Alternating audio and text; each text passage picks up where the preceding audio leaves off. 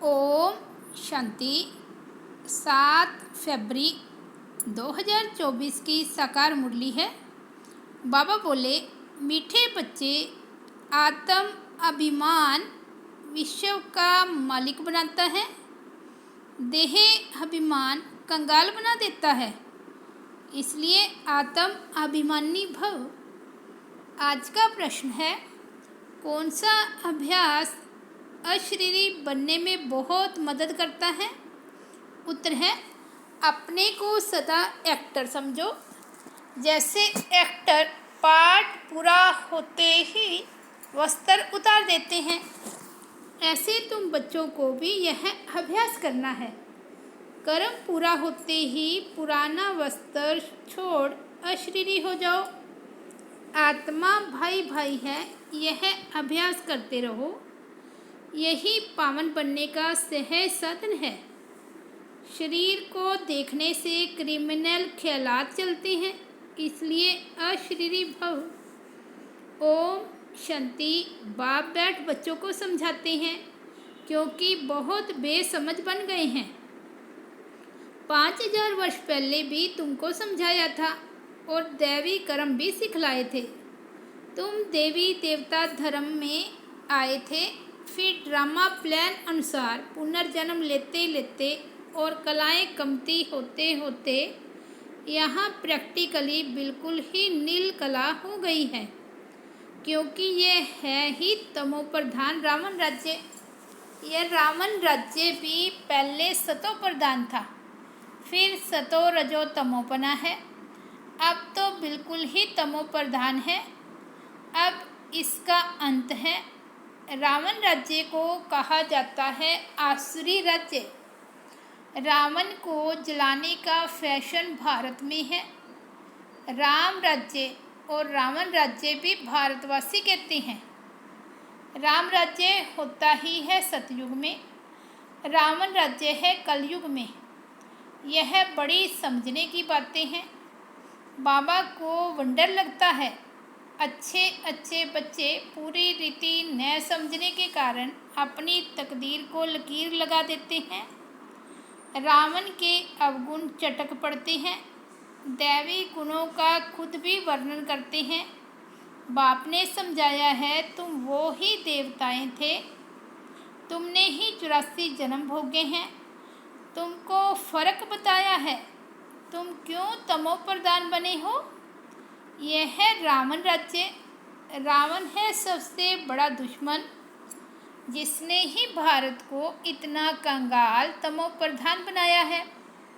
राम राज्य में इतने आदमी नहीं होते, वहाँ तो एक धर्म होता है। यहाँ तो सब में भूतों की प्रवेशता है। लोभ मोह का भूत है ना। हम अविनाशी हैं, यह शरीर विनाशी है, यह भूल जाते हैं। आत्म अभिमानी बनते ही नहीं हैं। देह अभिमानी बहुत हैं। देह अभिमान और आत्म अभिमान में रात दिन का फर्क है। आत्म अभिमानी देवी देवता सारे विश्व के मालिक बन जाते हैं। देह अभिमान होने से कंगाल बन पड़ते हैं। भारत सोने की चिड़िया था, भल कहते भी हैं परंतु समझते नहीं हैं। शिव बाबा आते ही हैं दैवी बुद्धि बनाने। बाप कहते हैं, मीठे मीठे बच्चों, तुमको विश्व का मालिक बनाता हूँ। यह लक्ष्मी नारायण विश्व के मालिक थे। कब सुना कि इन्हों को राजाई किसने दी? उन्होंने कौन सा ऐसा कर्म किया जो इतना ऊंच पद पाया? कर्मों की बात है ना। मनुष्य आसुरी कर्म करते हैं तो वह कर्म विकर्म बन जाता है। सतयुग में कर्म अकर्म होते हैं, वहाँ कर्मों का खाता होता नहीं। बाप समझाते हैं, न समझने कारण बहुत विघ्न डालते हैं। कह देते हैं शिव शंकर एक है। अरे शिव निराकार अकेला दिखाते हैं, शंकर पार्वती दिखाते हैं। दोनों की एक्टिविटी बिल्कुल ही अलग है। मिनिस्टर और प्रेसिडेंट को एक कैसे कहेंगे? दोनों का मर्तबा बिल्कुल अलग है। तो शिव शंकर को एक कैसे कह देते हैं? ये जानते हैं जिनको राम संप्रदाय में आना नहीं है वे समझेंगे भी नहीं। आश्रित संप्रदाय गालियाँ देंगे, बिगड़ डालेंगे, क्योंकि उनमें 5 विकार है ना। देवताएं हैं संपूर्ण निर्विकारी, उनका कितना ऊंच पद है। अब तुम समझते हो हम कितने विकारी थे। विकार से पैदा होते हैं। सन्यासियों को भी विकार से पैदा होना है, फिर सन्यास करते हैं। सतयुग में यह बातें नहीं होती। सन्यासी सतयुग को समझते भी नहीं, कह देते हैं सतयुग है ही है।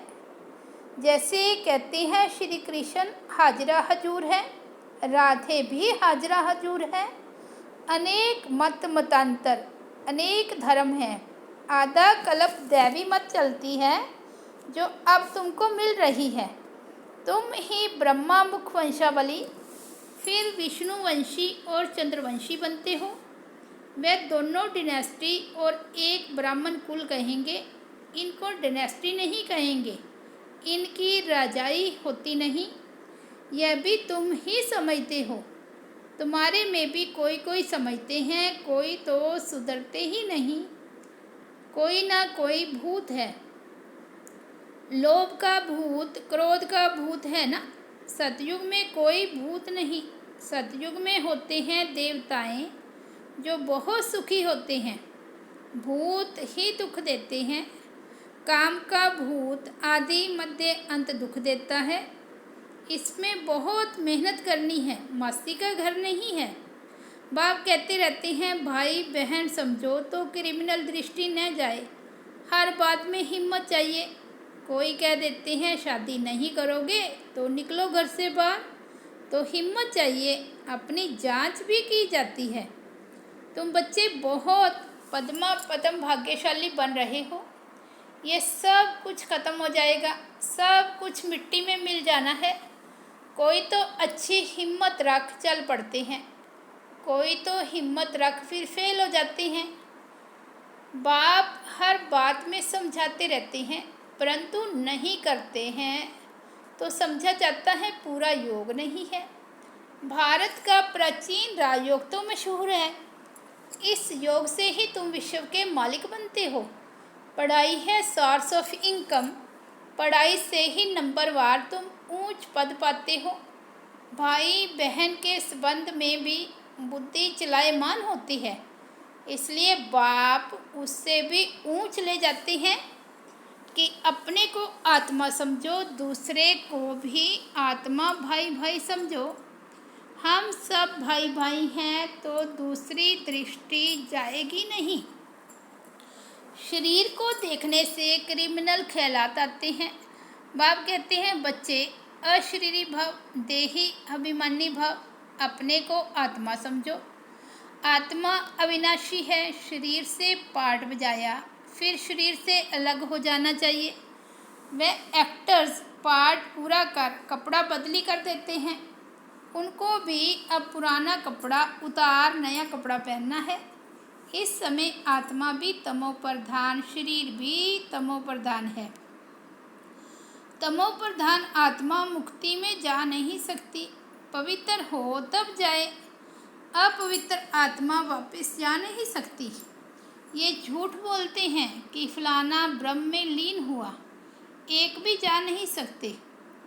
वहाँ जैसे सिजरा बना हुआ है वैसे ही रहता है।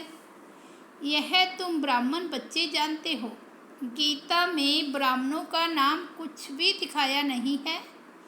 यह तो समझाते हैं प्रजापिता ब्रह्मा के तन में प्रवेश करता हूँ तो जरूर एडॉप्शन चाहिए। वे ब्राह्मण है विकारी, तुम हो निर्विकारी।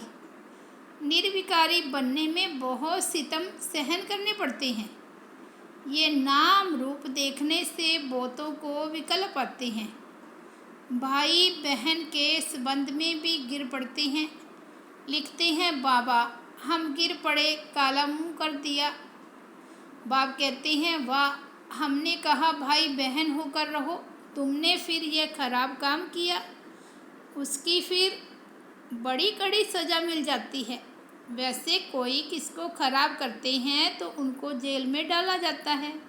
भारत कितना पवित्र था जो मैंने स्थापन किया, उसका नाम ही है शिवालय। यह ज्ञान भी कोई में नहीं है। बाकी शास्त्र आदि जो हैं वे सब भक्ति मार्ग के कर्मकांड हैं। सतयुग में सब सदगति में है, इसलिए वहाँ कोई पुरुषार्थ नहीं करते। यहाँ सब गति सदगति के लिए पुरुषार्थ करते हैं, क्योंकि दुर्गति में है।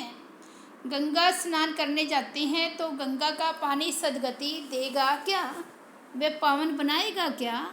कुछ भी जानते नहीं। तुम्हारे में भी नंबरवार हैं। कोई तो खुद नहीं समझते तो दूसरों को क्या समझाएंगे।